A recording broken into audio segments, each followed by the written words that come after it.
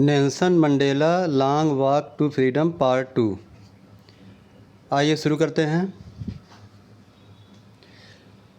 A few moments later, कुछ पल बाद, we all lifted our eyes in awe, हम लोगों ने अपनी आँखें आश्चर्य से ऊपर किया। As a spectacular array of South African jets, helicopters and troop carriers rode in perfect formation over the Union buildings।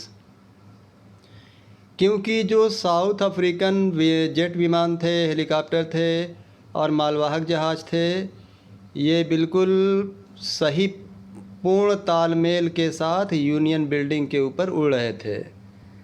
It was not only a display of pinpoint precision and military force।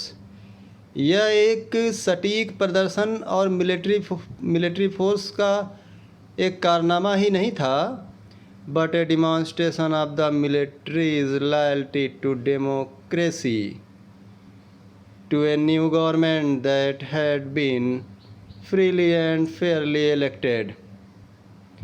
बल्कि यह military की वफादारी प्रजातांत्रिक सरकार के लिए थी, एक नई सरकार के लिए थी जो स्वतंत्रतापूर्वक और साफ़ सुथरे ढंग से सेलेक्ट की गई थी, इलेक्ट की गई थी, चुनी गई थी। Only moments before the highest generals of south African defence force and police, their chests bedecked with ribbons and medals from days gone by, saluted me and pledged their loyalty। कह रहे हैं कुछ पल पहले साउथ अफ्रीकन डिफेंस के जो बड़े बड़े जनरल सैनिक थे, पुलिस ऑफिसर्स थे, जिनके चेस्ट पर डेकोरेशन वाला जो लगा होता है, उनके रिबन्स वगैरह लगे होते हैं, ये सारे अधिकारी जिन्हें मेडल लगे होते हैं, जो कुछ दिन पहले की बात है, ऐसे अधिकारियों ने मुझे सैल्यूट किया और उन्होंने अपनी वफादारी की शपथ ली। I was not unmindful of the fact that not so many years before they would not have saluted but arrested मी।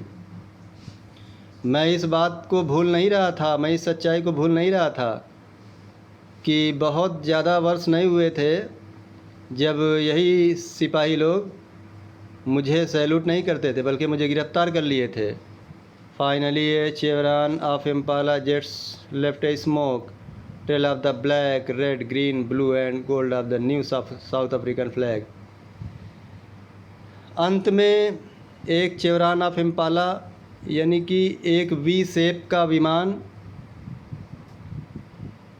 धुआं छोड़ा, जिसमें काला, लाल, हरा, नीले रंग का, सुनहरे रंग का धुआं निकला और उसने साउथ अफ्रीकन झंडे का आकार बना दिया। The day was symbolised for me by playing of our two national anthems. Nelson Mandela ji कहते हैं, वो दिन मेरे लिए प्रतीक के रूप में था, क्योंकि उस दिन हमारे दो राष्ट्रगान गाए गए थे। And the vision of white singing and Nkosi Sikelel i Afrika and black singing Die Stem. और जो दो राष्ट्रगान गाए थे, और वो राष्ट्रगान जो है, एक गोरे लोग के दृष्टिकोण से गोरे लोग गाए थे, एन कोसी गोरे लोग के दृष्टिकोण से गाया गया, एन कोसी सिकिलेल गाया गया आई अफ्रीका, और दूसरे जो काले लोग के दृष्टिकोण से डाई स्टेम, दोनों को गाया गया। The old anthem of the Republic, जो कि डाई स्टेम जो है साउथ अफ्रीकन गणराज्य का पुराना राष्ट्रगान था, यानी पहले यही चलता था। Although that day neither group knew the lyrics of anthem they once despised. हालांकि कोई भी ग्रुप इस गीत को अच्छे से नहीं गा सका, क्योंकि घृणा करते थे ना, इसलिए। अब मैं आपको बता दूं कि जो गोरे लोग थे वो अपना ही गाना पसंद करेंगे और जो काले लोग थे वो अपना ही राष्ट्रगान गाना पसंद करेंगे, लेकिन उस दिन तो सबको मिलजुल के गाना था ना, तो इसलिए कोई भी ग्रुप ठीक से नहीं गा सका। They would soon know the words by heart. लेकिन मंडेला जी कहते हैं जल्दी ही वो लोग अपने मन से इसे याद कर लेंगे, एक एक शब्दों को याद कर लेंगे। On the day of the inauguration, शपथ ग्रहण के दिन, I was overwhelm with a sense of history.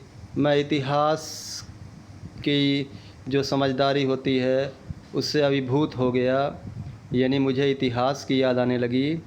In the first decade of the 20th century, कह रहे हैं 20वीं शताब्दी के पहले दशक में, a few years after the bitter Anglo Boer war, जो एंग्लो बोर वार हुआ था, जो बहुत ही घटिया एंग्लो बोर वार हुआ था, उसी के कुछ वर्ष बाद, and before my own birth, और मेरे जन्म से पहले, the white skin peoples of South Africa patched up their differences. ये जो साउथ अफ्रीका के गोरे स्किन के लोग थे, उन्होंने अपने आप को अलग कर रखा था। And erected A system of racial domination against the dark skin people of their own land. और उनकी ही ज़मीन पर डार्क स्किन्ड लोगों के खिलाफ एक उनकी ही ज़मीन पर काले लोगों के खिलाफ एक रंग भेद का सिस्टम खड़ा कर दिया था। आपको बता दें, साउथ अफ्रीका में अधिकतम जो है काले लोग हैं, तो ये कंट्री जो है काले लोगों की ही है। लेकिन गोरे लोगों ने क्या किया कि उनकी ही ज़मीन पर उनके ही लोगों के खिलाफ एक रंग भेद का सिस्टम बना दिया। The structure they created formed the basis of one of the harshest most inhuman societies the world has ever known. जो स्ट्रक्चर उन लोगों ने निर्माण किया था वो बहुत ही कड़ा, बहुत ही अमानवीय था, और शायद ही संसार ने ऐसा सिस्टम कभी देखा या जाना होगा। Now in the last decade of the 20th century, लेकिन अब 20वीं शताब्दी के अंतिम दशक में, and my own 8th decade as a man, और एक इंसान के रूप में मेरे 8वें दशक में, यानी जब नेल्सन मंडेला ये बात कर रहे हैं तो लगभग 8वें दशक में है, यानी कि 80 साल। That system had been overturn for ever, वो सिस्टम हमेशा के लिए उखाड़ फेंका गया। कौन सिस्टम? रंग भेद वाला। And replaced by one that recognise the right and freedom of all peoples, और उसकी जगह पे एक सिस्टम रखा गया जिसमें सभी लोगों को आज़ादी थी और अधिकार था, regardless of the colour of their skin, जो उनके स्किन के रंगों से परे था, यानी कि गोरे हों या काले, सबके लिए अधिकार है, आज़ादी है।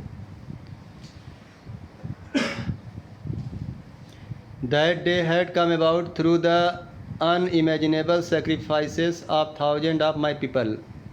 मंडेला जी कहते हैं वो दिन आया तो था ज़रूर, लेकिन हमारे हज़ारों लोगों के बलिदान के बाद आया था। People whose suffering and courage can never be counted or repaid. ये वो लोग थे जिनकी पीड़ा और साहस को न कभी हम गिन सकते हैं और न कभी हम चुका सकते हैं। I felt that as I have on so many other days, मैंने महसूस किया जैसा कि मैं और भी दिन महसूस करता ही रहता था, that I was simply the sum of all those African patriot, कि मैं उन सारे अफ्रीकन देशभक्तों का एक जोड़ हूँ, एक सम हूँ।